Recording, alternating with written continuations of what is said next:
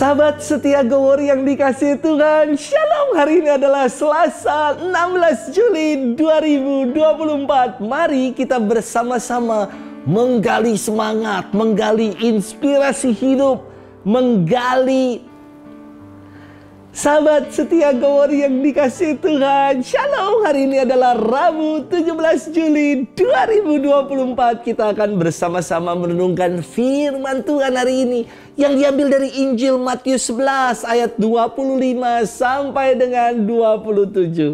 Mari kita bersama-sama mau meresapkan firman Tuhan dengan menyiapkan hati kita. Haleluya, haleluya, haleluya. Terpujilah Engkau Bapa Tuhan langit dan bumi, sebab misteri kerajaan Kau nyatakan kepada orang kecil. Haleluya, haleluya, haleluya.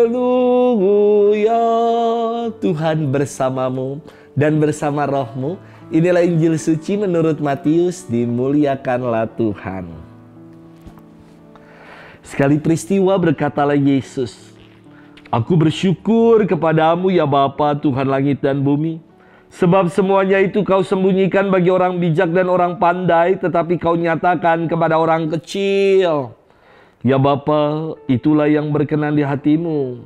Semua telah diserahkan oleh Bapakku kepadaku, dan tidak seorang pun mengenal anak selain Bapa, dan tidak seorang pun mengenal Bapa selain anak, serta orang-orang yang kepadanya anak berkenan menyatakannya." Demikianlah sabda Tuhan. Terpujilah Kristus.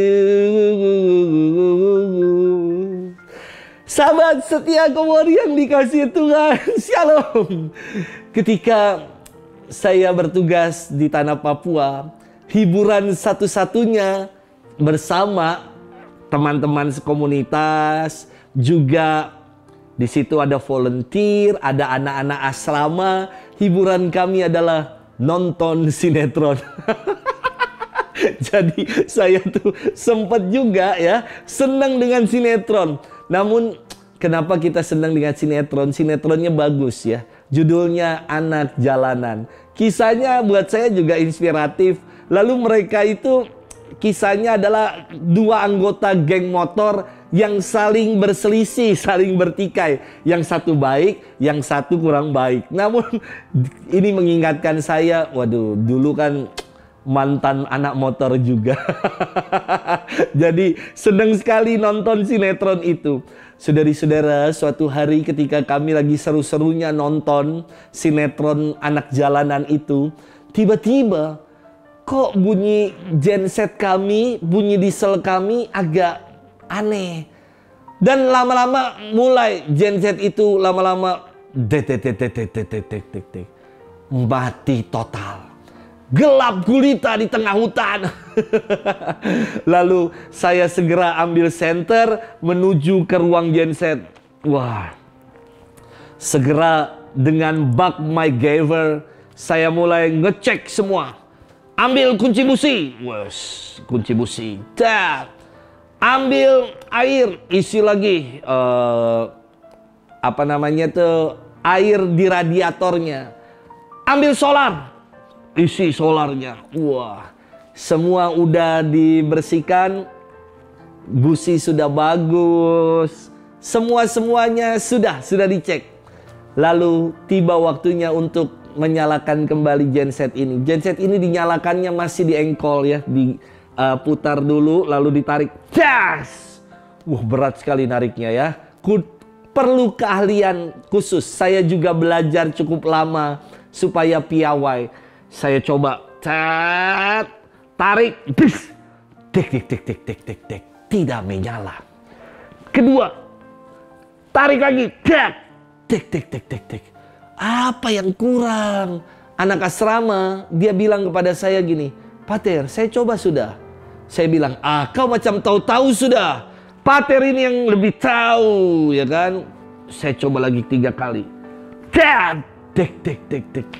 Tidak nyala. Solar sudah. bensin, busi sudah dibersihkan, air radiator sudah diisi, seharusnya bisa kembali menyala genset ini.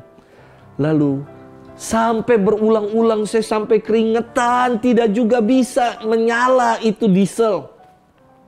Ada anak asrama yang bilang, "Pater, kau lupa kasih on itu, kasih naik, belum kasih on." Pantas saja, itu mah sampai kiamat juga nggak bakal nyala-nyala, karena yang tadi turun belum dikasih naik kembali.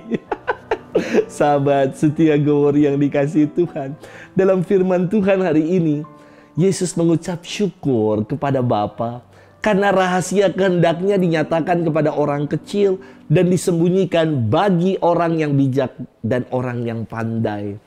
Siapakah orang kecil itu? Para murid yang menerima pewartaannya, yang diberitahu rahasia kehendaknya, yang dijadikan sahabat-sahabatnya oleh Tuhan. Mereka adalah para nelayan, para pendosa, pemungut cukai. Mereka orang-orang biasa, namun diwartakan rahasia keselamatan Tuhan. Sementara siapakah orang bijak dan pandai itu yang justru rahasia keselamatan disembunyikan bagi mereka? Mereka adalah para ahli Taurat, orang-orang yang pintar, orang-orang Farisi, para guru-guru agama Yahudi. Namun kepada mereka disembunyikan rahasia keselamatan. Karena apa? Karena mereka kena penyakit 3S, saya kira seperti yang saya alami ketika di Papua. Penyakit 3S ini penyakit apa?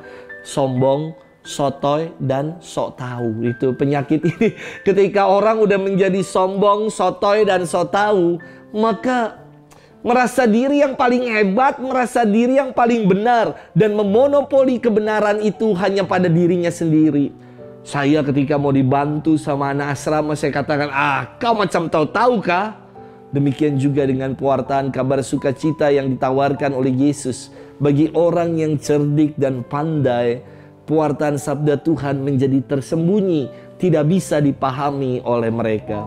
Sahabat setia Gowori yang dikasihi Tuhan, janganlah kita menjadi pribadi yang kena penyakit 3S, yang sombong, soteu, dan sotoy. Tetapi kita diingatkan untuk menjadi pribadi yang mau rendah hati, yang mau mendengarkan sapaan Tuhan. Kadang sapaan Tuhan hadir dari sesama kita, dari orang-orang sederhana, dari orang-orang kecil. Maukah kita mendengar sapaan itu dalam kehidupan kita? Semoga kita mau menjadi pribadi-pribadi yang humble, pribadi-pribadi yang rendah hati. Sudahkah kita melakukan itu? Selamat bermenung dan Tuhan memberkati kita selalu.